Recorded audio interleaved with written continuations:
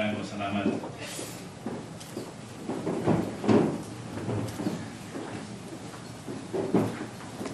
Maraming salamat, Fred. Napakaganda ng introduction mo. Naisipan ko pati. Siguro, sabihin ko lang, good morning.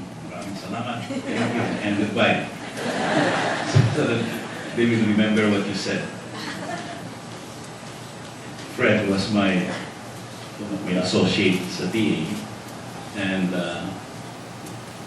recalling the days in DA, I really was fortunate because I have very able lieutenants working with me. One of them is Fred Serrano. The other is Ding Pangaliban.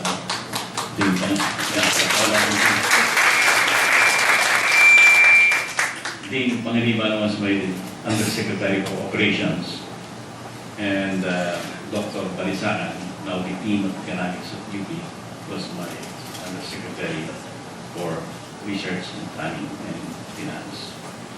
So, buong-buo ang aming team. At natatandaan ko, bago ako umalis, nag-launch kami ng three genuine major program and initiatives in agriculture. Ang una noon, yung dahil nakita ko sa pag-aaral ko through consultation with our colleagues, nawawala yung mga magagaling natin mga agricultural scientists and technologists. They go practically all over the world. Hinahire sila ng Angola, ng Cambodia, ng FAO, sa Bangkok, sa Italy. They're being sent everywhere, but here in our country. So we are losing the best and the brightest of our agricultural scientists and technologists. So, bumuo ako ng isang program. Sabi ko, kailangan ma-rebuild natin ang ating human capital. We should do a graduate program, graduate study program, and an undergraduate program domestically, and yung graduate school abroad. So yan, we set aside, natatanda mo, Fred, we set aside ₱500 million. Sasabihin ko sa inyo ang source ko that. Mamaya, ₱500 million for graduate and undergraduate schooling of our colleagues in agriculture and fisheries, both inside the department and outside. At itinali ko yan, I link it with the Fulbright scholarship program. Why Fulbright? Sapagkat mahirap kumuha noon ng case sa Amerika. It's so hard to apply. It's highly competitive. So, by tying up with the Fulbright, almost automatic ang availability ng place natin sa different universities in America. Pangalawa, the same amount, $500 million for biotechnology. Even then, I was thinking that we must now begin networking the biotechnologists who were quite a number already during that time, 1999. But kalat-kalat, kulang ang laboratory, kulang ang in-service training, kulang ang materials na. So I said, okay, we will build up our biotechnology capability because we have an biotechnology program sa DA, pero gusto natin alawakin yan and link up with other institutions, other universities dito sa Pilipinas and abroad. And the third one is to upgrade the genetics of our animals, both cow and all kinds of meat products, because yun ang problema natin very low quality yata ang ating genetics. So we're thinking of not just artificial insemination, but even importing the embryo and impregnating the cows and the sheep, etc. with embryo, which is 100% success story. So umalis ako sa DA, na-appoint ako sa Executive Secretary. Yung 5-year scholarship program, natapos namin yan. Every year we send out between 30 to 35 Filipinos abroad to the United States. At the end of the 5 years, we have over 150 top-notch, highly trained Filipinos in agriculture as well as in fisheries. Akalain nyo, ito, talaga, kahit ako gulat eh. Every single one of them came back. And there's only one who's still in the US doing just postdoctoral na. It was a very successful program. Kaya ano nangyari sa biotechnology sa genetics upgrade? 1 billion yan. Eh nawala nga ako. Siguro, i-report sa inyo ni Fred kung ano nangyari dyan. Yung sumunod sa akin, nakita, anong ginagawa itong 1 billion yan? Piniliwanag na gano'n. Ay, hindi. Paghati-hati natin yan, ibigay natin sa mga mayors and governors, 1 billion each. Yan ang nangyari ito. Ako nang hinayin sapagkat yung pera niya, 1.5 billion. Nung dumating ako sa DA, yan ay nanggaling doon sa 10 million US dollar na inuutang natin sa Amerika in the form of commodities. Hindi ba? Halos walang interest yan, halos grant na yun. And then we sell it, kung ba, wheat, or whatever, or corn, we liquefy it, we sell it for cash, then yung cash, yun ang ginagamit natin. Nung dumating ako sa DA, tinanong ko, saan natin ginagamit to? Eh, kung si Senator Angara humingi ng livelihood project, o hindi dito tayo kukuha. Si Senator Palmones humingi ng livelihood project, dito rin natin kinukuha. Hindi sabi ko, sayang naman, pambihirap, mahirap mag-ipon ng pera. So sabi ko, yan, tatlong project, enhancing our human capital, biotechnology, and genetics. We were very successful sa human capital. Bumagsak tayo sa genetics and biotechnology. Sana, siguro, baka ngayon ang annual celebration natin, kung nagkatuloy yun, half a billion in 1999 is a lot of money. You know, huge money. At mahirap mag-ipon na ng pera, mahirap kumuha ng pera sa gobyerno. Siguro talagang well-developed na ang ating biotechnology. But never mind, there's water under the bridge. But mahirap bumawi sapagkat technology is so fast developing. Every 3 years, napapalitan ng technology. You've got to be up to date and on your toes. Yung sinabi ho ni Secretary Pahe, na bumabalik ang Pacific to global consciousness and faith. Hindi ba kakatapos ka ng ASEAN sa Hawaii? At yan, yung APEC sa Hawaii at sa yung ASEAN sa Bali. Anong concentration din ng Amerika at ng Pacific Rim countries na magbuo ng another free trade arrangement among 8 or 9 countries along the Pacific. So mga kapatid, para kung bumalik na naman tayo sa kasaysayan, sapagkat ng 16th, 17th century, ang center ho ng trade sa buong mundo ay hindi Maynila. Manila, Acapulco, Galleon trade. Hindi ho ba lahat ng produkto ng China, ng India, ng Indochina, hindi ba Indochina ang pangalan niya? Yan eh, Khmer Kingdom pa yan, ng Moluccas, yan ang Indonesia noon. Lahat ng kanilang produkto dinadala sa Manila, sinasakay ho yan sa Galleon. Mga, ano sa Tagalog ang Galleon? Galleon. Yan, tumatawid sa Pacific. Tumatawid sa Pacific yan, bababa sa Maynila, hanggang sa Mindoro, Romblon, labas ng Catanduanes, akyat ho yan sa Aurora, siguro. Diretso na ho. Pag ang tutumbukin ho, Los Angeles. Tapos bababa yan sa Mexico, sa Acapulco. Pagdating sa Acapulco ho, yan ay kinakabayo, yung lahat ng mga shipment na yan. At they cross the Mexican Central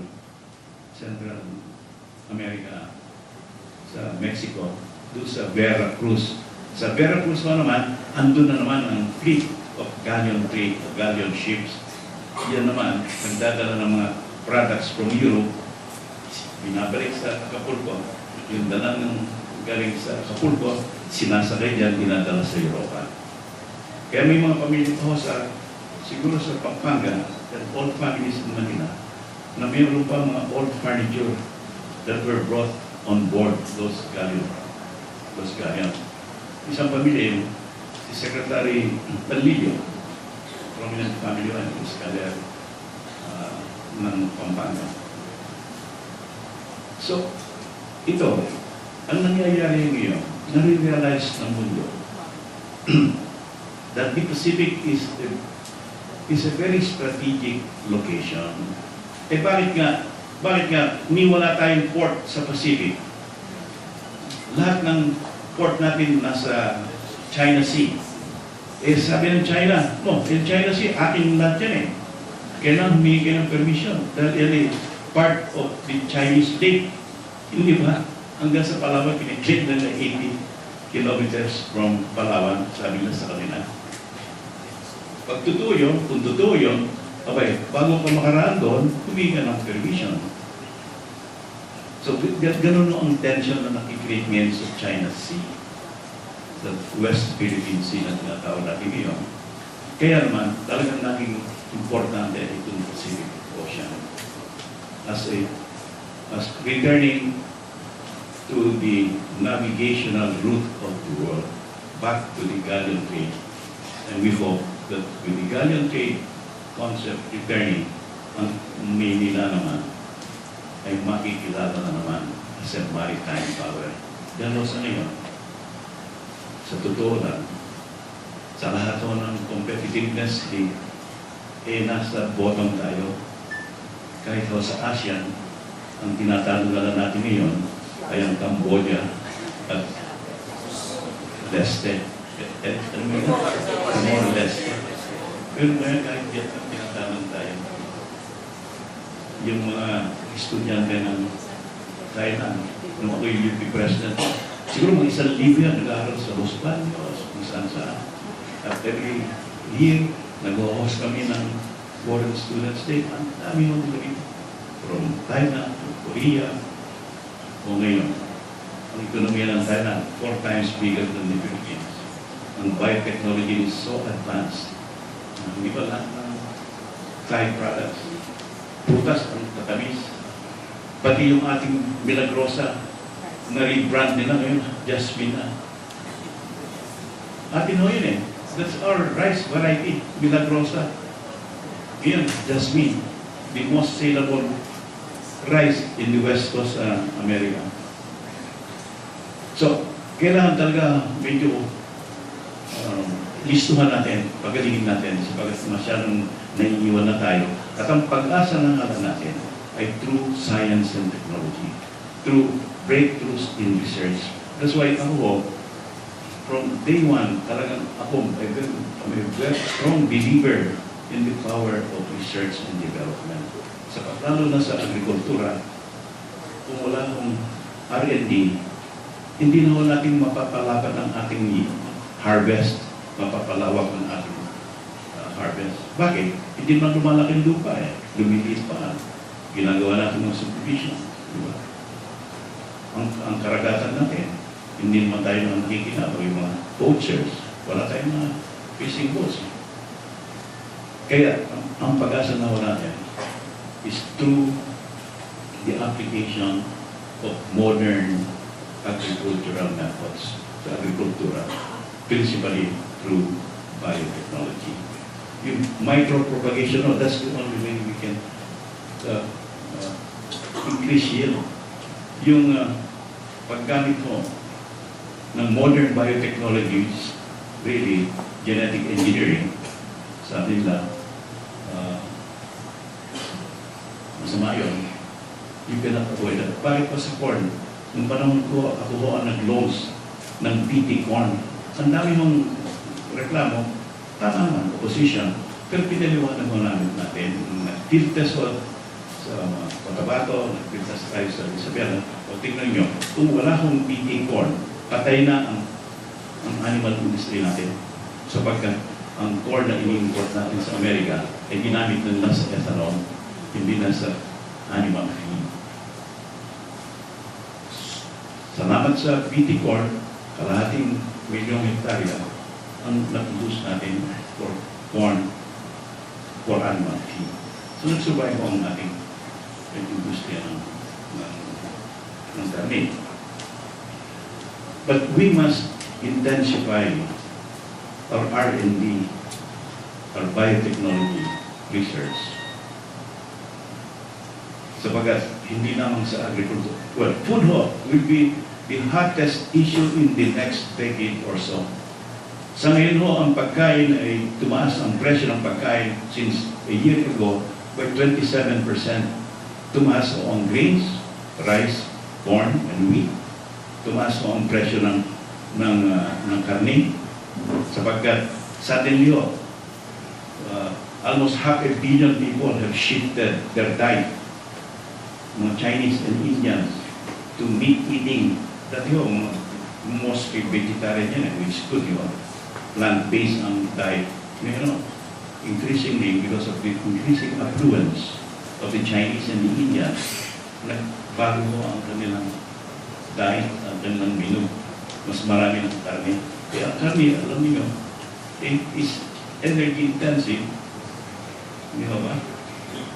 Chemical intensive, fertilizer for the cows, hogs, and chicken. So, kailangan mo talaga ay mag-focus tayo on food production. Yang kalusugan, isang Dr. Montoya ng Philippine Health Research. Hindi ba Guinea? Tayo, ang dami, we are so biodiverse. Dami mga plants that are potential source of drugs and medicine in our country. We've got to exploit that. Yung sinabi ni Secretary, there's no way you can green without having to go into tissue culture and all the modern biotechnology to produce the planting materials. There's no way. There's no way. So, our well-being, even perhaps the survival of 100 million Filipinos, and we're 100 billion now. Sabi ng census, 95 na, hindi ba? We're 100 million. E paano papakanin yan? How are we going to house them? How are we going to give them food and medicine when almost half of our population by survey ang sinasabi na kalahati ng mga Pilipino natutulog, gutom. Hindi yun. So, we've got to catch up home.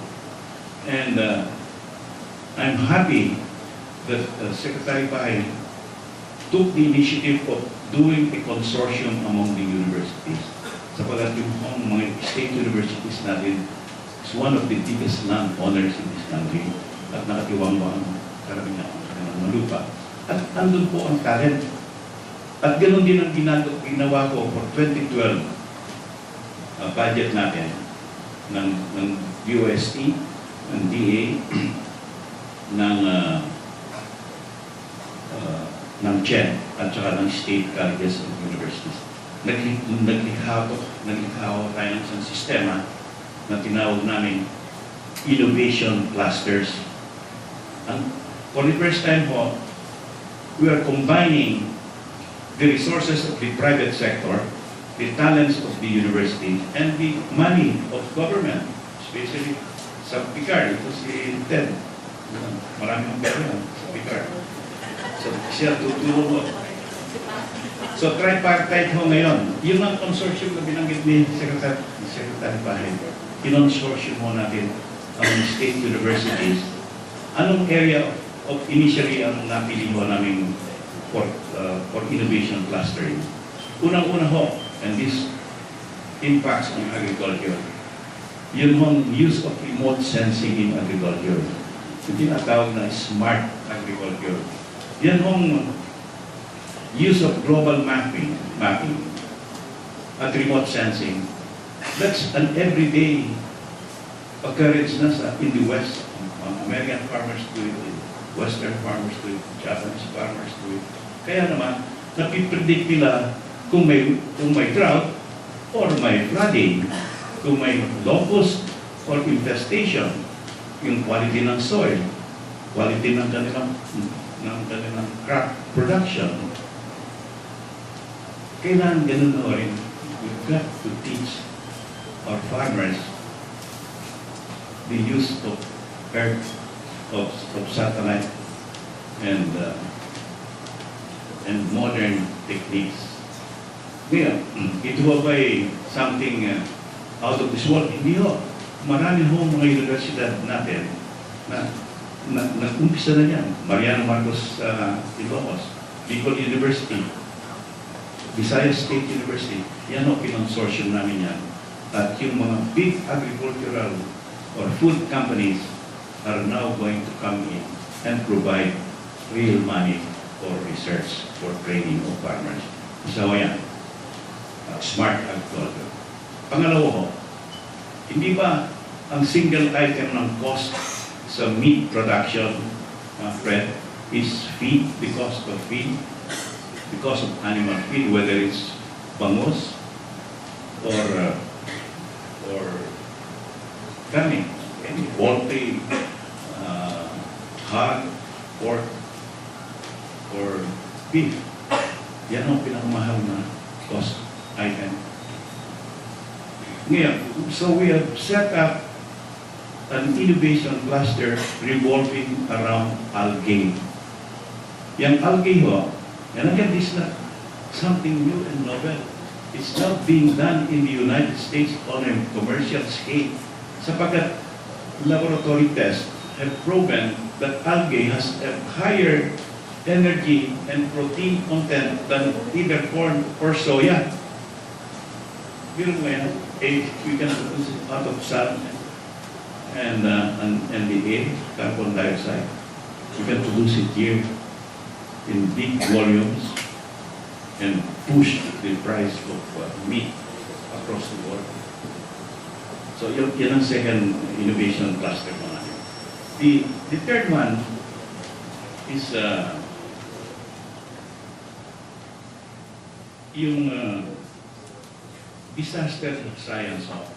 Disaster is already a science, and there are schools of disaster in Japan, in Taiwan, in Korea, in Hawaii, in New Zealand.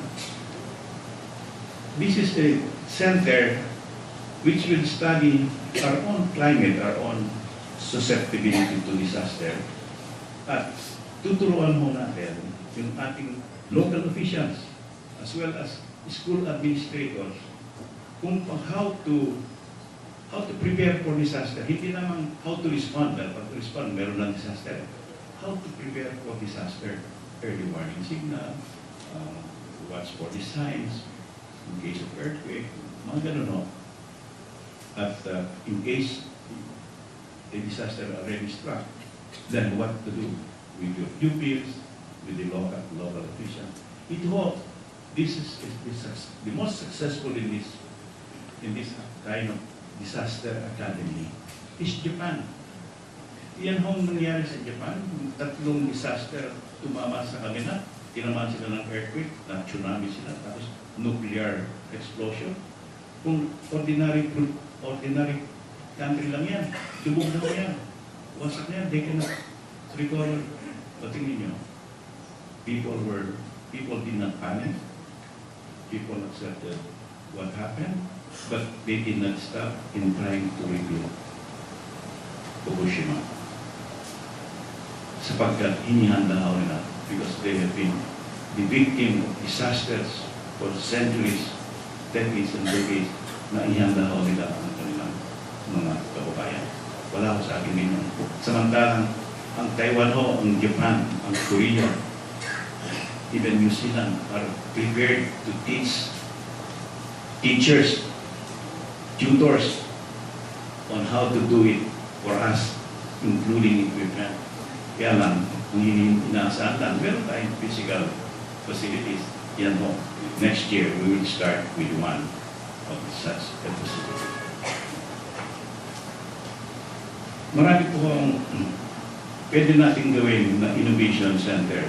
5 ho yung inumpisan ko sa for 2012. At may mga susunod po sa in medicine, in herbal medicine, in mariculture, napakayaman mo natin sa karagatan, in energy, and in ICT. Sa ICT ho, we have this cloud computing center based in Cebu. Why cloud computing? Sapagkat yung old hard disk, ano yun, obsolete yan. You don't need a hard disk to store your data. Nasa cloud na yun. You can access it and bring it wherever you are.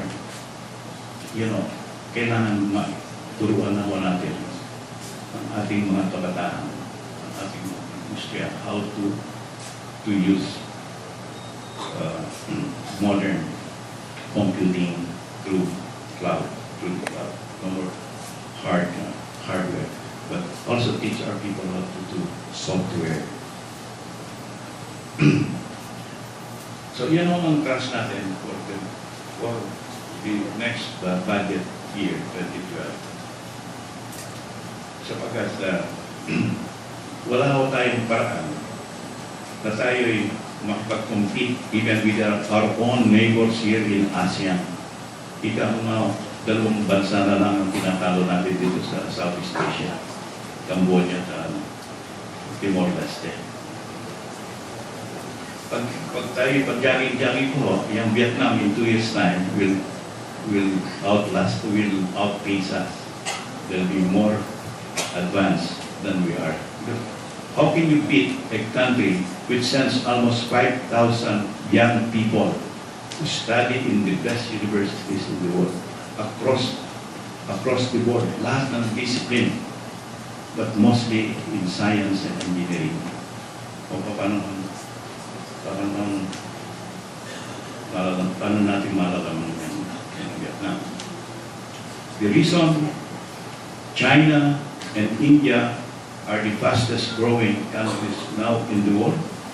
China is number 2 in the world, will soon become number 1, outpacing the United States. Why? Because they produce, what countries produce, or one country, India alone, produces engineers more than the combined production of engineers of America, US, and America, Europe, and Japan.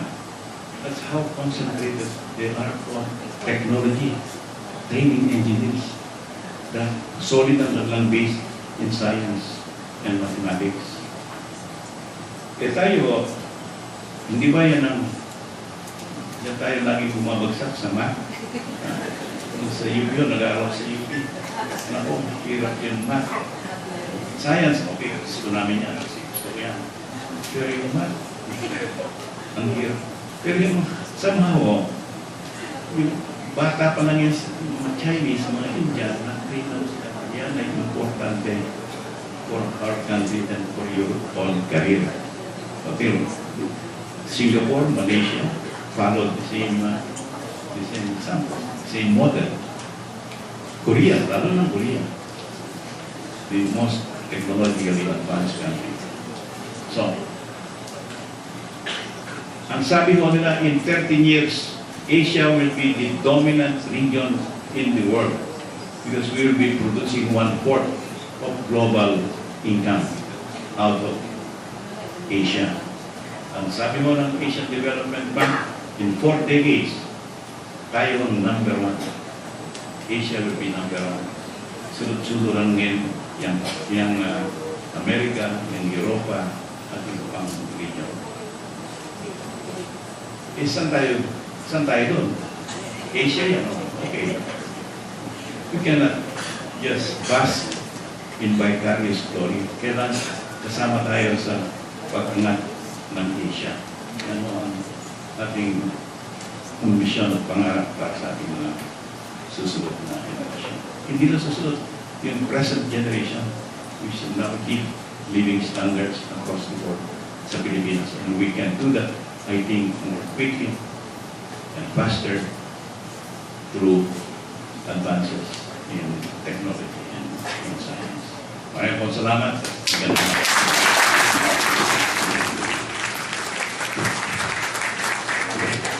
Thank you so much, Senator Edgardo Angara.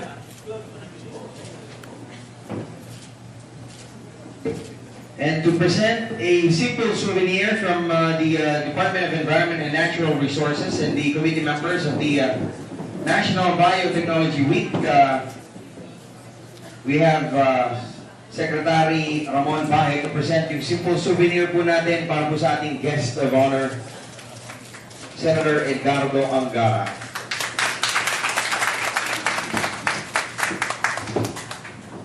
By the way, ito po ating Biotechnology Week, National Biotechnology Week. This is happening every last week of November is being undertaken together with the participation of the other agencies of the government, aside from the Department of Environment and Natural Resources. Katuwang din po natin ang Department of Agriculture at represented po tayo today ni Undersecretary Sigfredo Serrano. Magandang umaga po ulit, sir.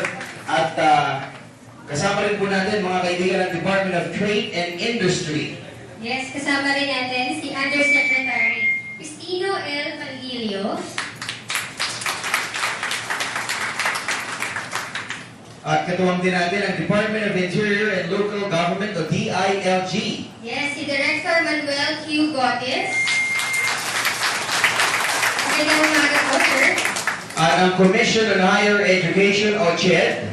Yes, kapiling din natin si Director William O. Balitaw. At ang Department of Science and Technology. Yes, kasama rin natin si Director Amelia P. Guevara. At syempre si Dr. William Padilla. Magandang umaga po. Kasama rin po natin sa ating National Biotechnology Week ang Department of Education. Syempre, kapiling natin ang Assistant Director Juan R. Araujo Jr. At syempre